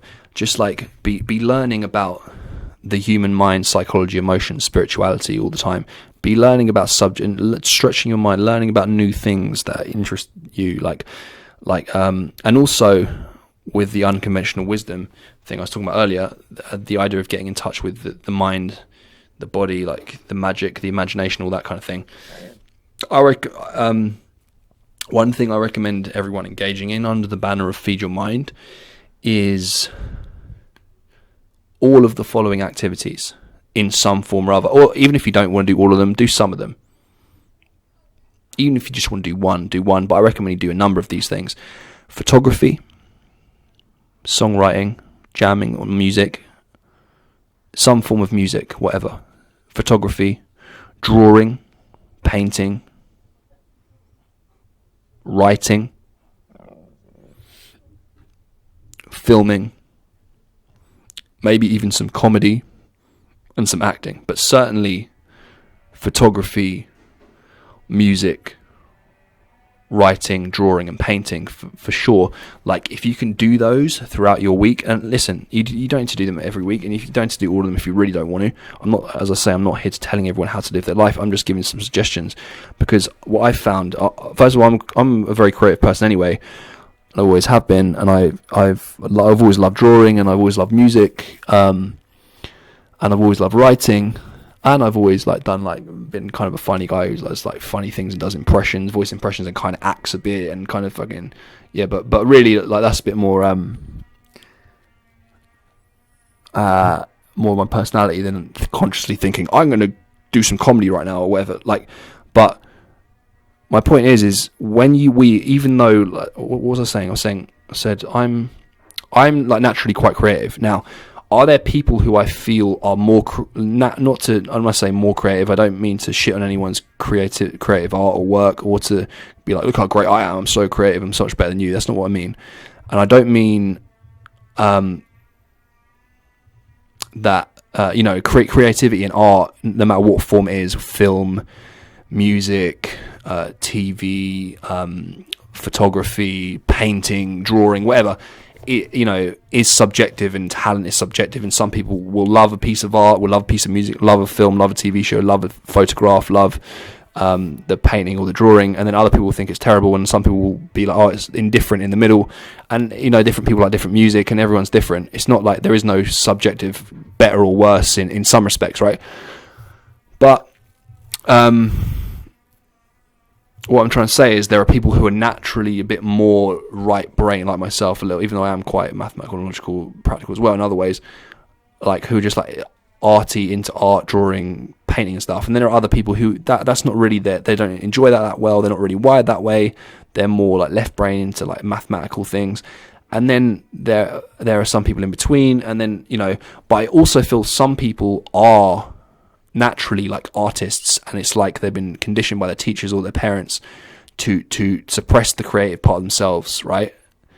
And I also feel there might even be some other people who grew up in a family of artists who are more like would be more happily like doing maths or something, be happier doing maths, and it's like and they have had that force on them, right? But regardless of all of that, whether you consider yourself a creative or you don't enjoy art or music or stuff, and you're not really into that, I believe all humans should engage in some creative activity. And here's why: because we are essentially all creative, and there are parts of our mind, different parts of our brain and our mind, that are activated when we are engaging in these activities, and it does give us release brain chemistry and create neurons in our brain that are good for us. That is good news, right? It's like, and you're strengthening your mind, you're training your mind to engage in an activity, in a skill, especially if you don't particularly like it. I'm not saying go so far that you really engage in, you pick, say you really don't want to play cello.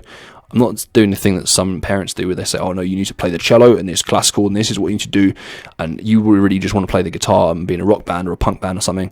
And they're like, that's not what I'm saying. I'm not saying you have to want to enjoy this to a degree, but what I am saying is, even me, someone who loves writing and photography and art and drawing and painting and music and songwriting and playing covers and singing and doing voice impressions and making people laugh and like sometimes acting a bit, whatever, it's like, even me, I sometimes have to force myself a bit to do something, all right? Because I have this this saying that goes, art is struggle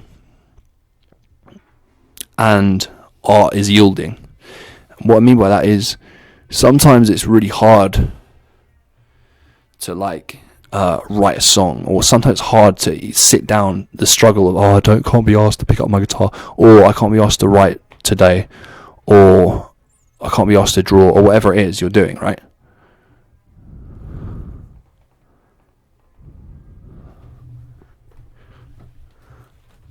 And it's like,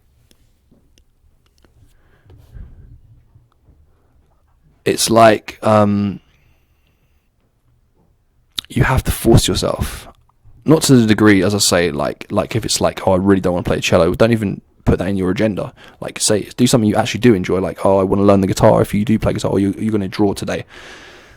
And as I say, even if you're not into writing or something, write something that you enjoy and learn to enjoy it.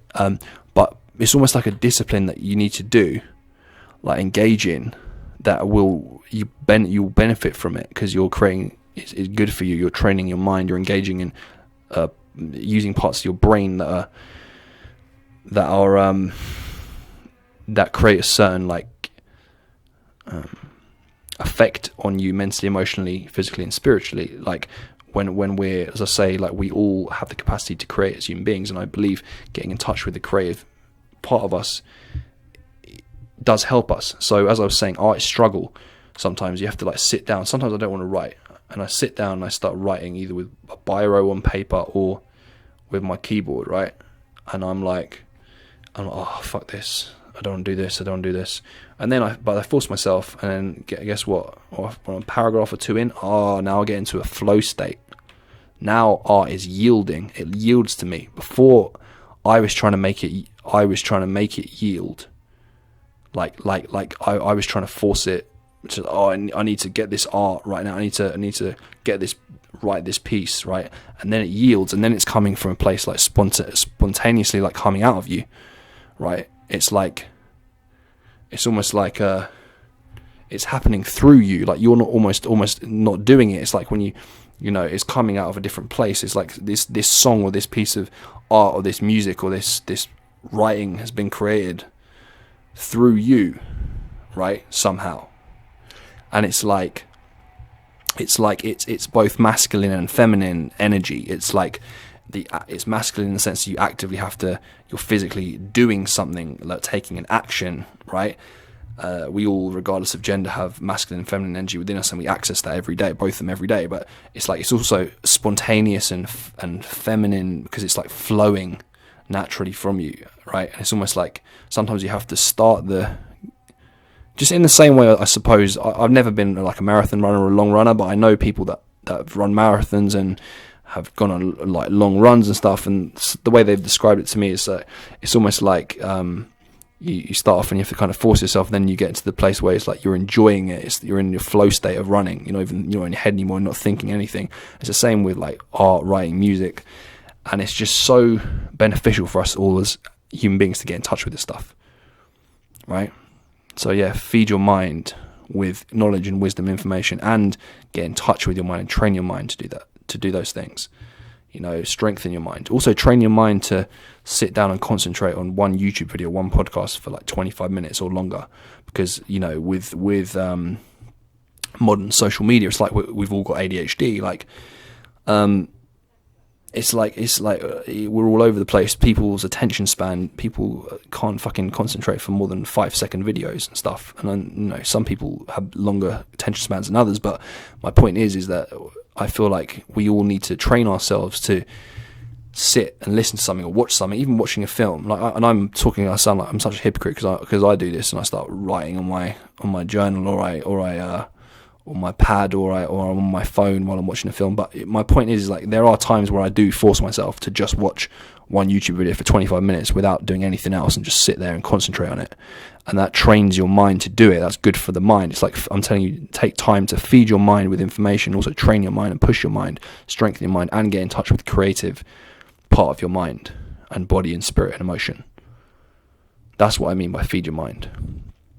Another activity we engage in is we can engage in life in that comes under the banner of one of these 8 activities, is something called motivation, right?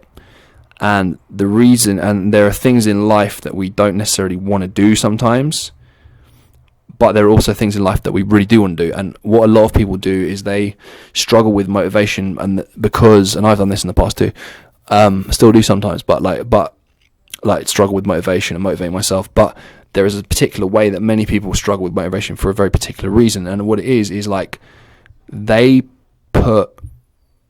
like are doing something they really don't like to do. They go into a job they don't like, or they're studying something at university they really don't want to do, and so of course they're not motivated. But then sometimes they are motivated to do it, and they force themselves to do it, but they don't enjoy it.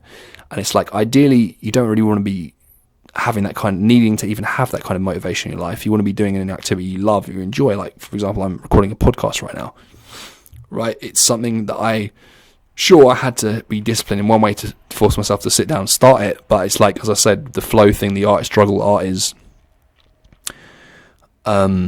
yielding. It's like, then it flowed out of me because I enjoy it, and it's a different kind of motivation, and it's important to consciously create time to motivate yourself to do something you enjoy and love, right? And have the motivation to do that. And then of course there will be elements of it that you enjoy a bit less, or you have to do, like, you might have to, like, you know, sort something out that is, you're like, oh, I don't want to send this email. I say like, for example, one activity I love doing is playing guitar and singing covers in pubs. And I'm doing that at the moment, right? And I should be earning some money very soon from that. But it's like a part of that I don't necessarily enjoy is something like the email, right? Like emailing pubs or ringing them up. And then when I get into it, I do actually quite enjoy that as well. But my point is like, you know, like, say like you run a business, but your passion for your main passion is like making YouTube videos, but then you have to worry about, say, that's a bad example. Say your main passion is like designing t-shirts, but then there's a part of it that's a bit like, oh god, do I really have to now send these t-shirts off and order them and do the calculations, and like, do you know what I mean?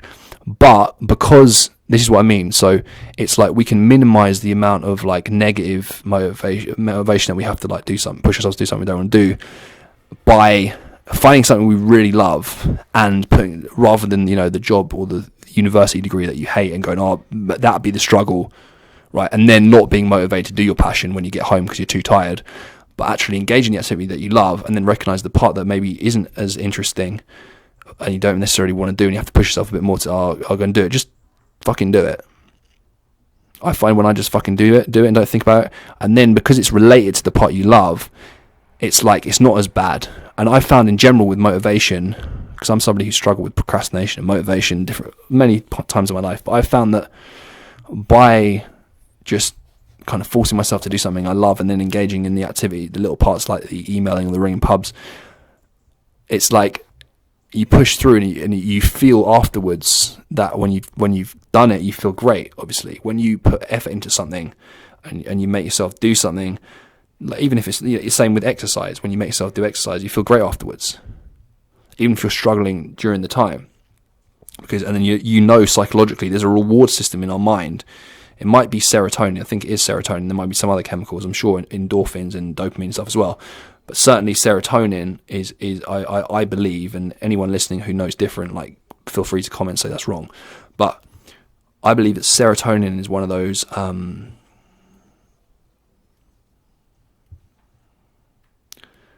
the chemical that's released when you work on a task and complete the task. And it's like, oh, it's a reward system in our body, because, like, and going back to the tribal days, like, oh yes, I was able to make shelter today. That's one task done. My body's rewarding me for that because it's part of survival, you know. And we're lucky enough to live in modern Western society where we don't have to worry so much about that as much. Or, of course, some people do if they're really poor or they're living on the street or whatever. But you know what I mean. Most of us don't need to worry about, you know, the same dangers they had to worry about in tribal times. But we can create a similar effect of doing something that we enjoy, and get a similar kind of like boost off of the satisfaction of having completed that task, you know. So and also earning money from it. That's what you want to do. You want to fill your life with an activity, a passion, or multiple activities and passions that you love, either that you can do for free that you don't get paid for, but you're doing them for love of them, and then one that you do get paid for. But at least you have to love what you do and then work out how to make as much money as you want and need doing it. And I'm in the process of doing that through various activities at the moment. That is something that's certainly a massive part of our life, right? Then this next activity, the last one, is called Let's Get Social. And that is all about our relationships with our friends and our family. And we need to recognize that our social life and our relationships with our friends and families and our people we date, or our girlfriends, boyfriends, husbands, wives, it's like that affects the rest of our life, and it affects us. And we need to kind of like recognize that if we're hanging out, especially with friends, right? Because you can't really choose your family, but as I said earlier, get older male and female like members of the tribe that are like your family, to give you positive energy and the things you need and not give you negative energy.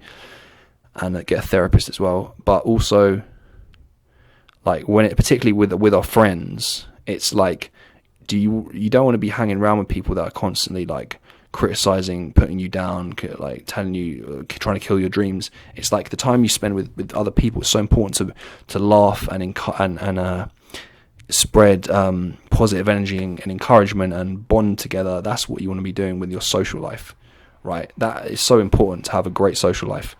When I say great social life, I don't mean you're going round like spending like low necessarily, like, unless you're into this, that's fine. Like, do what you want with your life. I'm not telling you what to do. I'm just saying, like, I'm not saying like you have a great social life, but always be out drinking all the time and always be like spending money going on everything, like going to cinema or going to the club or seeing everyone every minute. That's not what I'm saying. You can have like a normal, like a more relaxed social life. But when I say great, what I mean is it should be like positive interactions with people that you enjoy their company and you bond together and you have a great time together. That's what I mean, right? So just to round up, this podcast,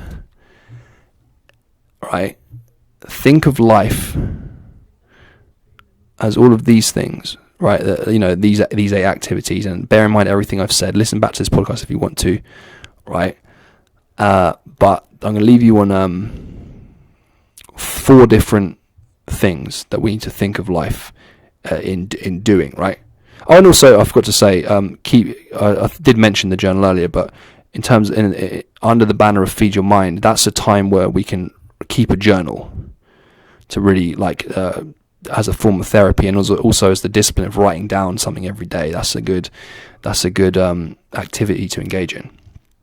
But engage in all these activities, and bear in mind everything I've said, and think of life as engaging in 7 steps to fulfillment. Making life a lifestyle, as I've spoken about before. Feeding our mind. No. Embracing the fact that humans are tribal, and understanding that not only does it take a village to raise a child, it takes a village to nurture an adult.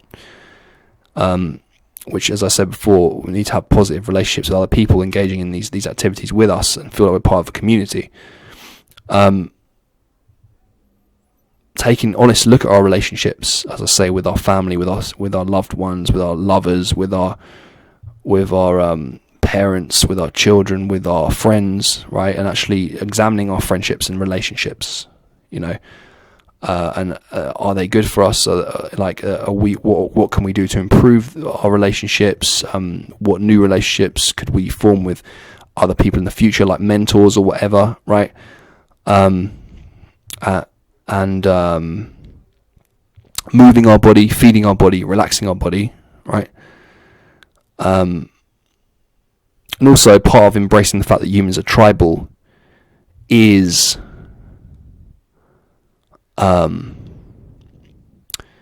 also sometimes going out into nature, go camping, go and spend time in the forest by trees, by water, swim in lakes if you want to, like climb mountains, or hills, go on hikes.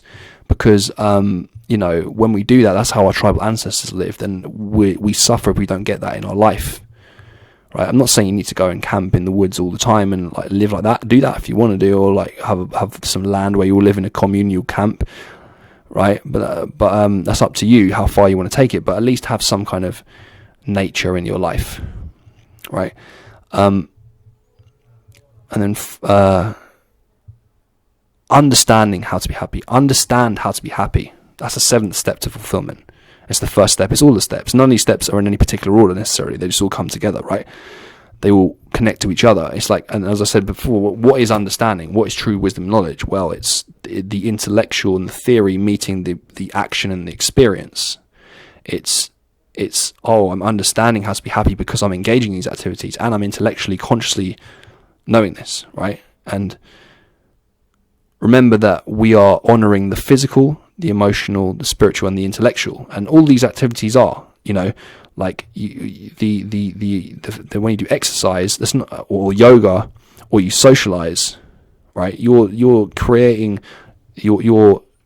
effects in your body, in your mind, in your brain, with your spirit, within your emotions. As I say, they're all inextricably linked: the physical, the intellectual, the emotional, and the spiritual, right? And are we healing from the past? Are we creating our future? Are we learning to enjoy present? Yes. Anyway, and I want to end on the 6 human needs. I first heard about this from Tony Robbins. I believe he heard about it from another guy. And he said we all have the same 6 basic human needs. And we will find a way to meet these human needs either consciously or unconsciously. And as I add to that, in a healthy or unhealthy way. And these human needs are the human need for certainty, the human need for variety, the human need for significance, the human need for love and connection, the human need for growth, and the human need for contribution. Now, if we engage in all the activities that I said, are we meeting all these 6 human needs in a healthy way? Absolutely. We are growing in a healthy way consciously by pushing ourselves to when we feed our mind, and when we push ourselves to do an activity and motivate ourselves, when we grow in our relationships, when we get better at yoga, etc. We are fulfilling our human need of certainty in a healthy, conscious way by knowing that when we engage in these activities, theoretically, knowing this intellectually, and then actually engaging in them and understanding it. As I say, understanding wisdom is theory and knowledge. We are getting a certain emotional, mental, physical, spiritual reaction, right, in our body, which is positive and healthy. That's why you have to set your life up and become aware of what we're doing. What activities create positive things and negative things in ourselves and others. And are we getting a human need for significance? Well, yes, we are. We feel significant when we engage in an activity we enjoy, we're good at, and other people recognize that, right? In the form of positive feedback or money or both, right? And it's not all about money, of course. Money is simply a tool which to navigate away from the matrix, but because it is a necessary tool, in order to own it, the only way anyone's ever going to truly be happy is by filling their life with what they love and engaging in activities they love and they're passionate about, and they're skilled at, and getting paid for it, right? And are we engaged? And we feel significant as well when we are acknowledged for our I can't remember, I don't know what I was going to say there. I think I've already said what I was going to say. I was going to say something else, but I can't think what it was. It's not important. I've already said what I have to say about that. The human need for, what have I gone through so far? The human need for certainty. Oh yeah, the human need for variety. We are achieving and meeting it in a conscious, healthy way by engaging in the certainty of all the different activities. Right, we're getting a variety of different activities and stimulation, mentally, emotionally, spiritually, physically, when we set up our lifestyle like this. Right. What's that? The certainty, variety, significance. love and connection, of course, when we have positive relationships with these people, and also when we engage in these activities which make us feel great, we are getting a positive form of love and connection with other people. The human need for growth, I've already spoken about. The human need for contribution, of course. This is all contribution, contributing energy to other people, contributing knowledge, wisdom, contributing positive energy, encouragement, laughter, cooking for other people, helping other people, meeting, socializing. That's all contribution, right? So I hope this podcast has been entertaining and inspirational. Thank you everyone for listening in, and till next Wednesday, me, Conor Canney, on the Conor Canney Podcast.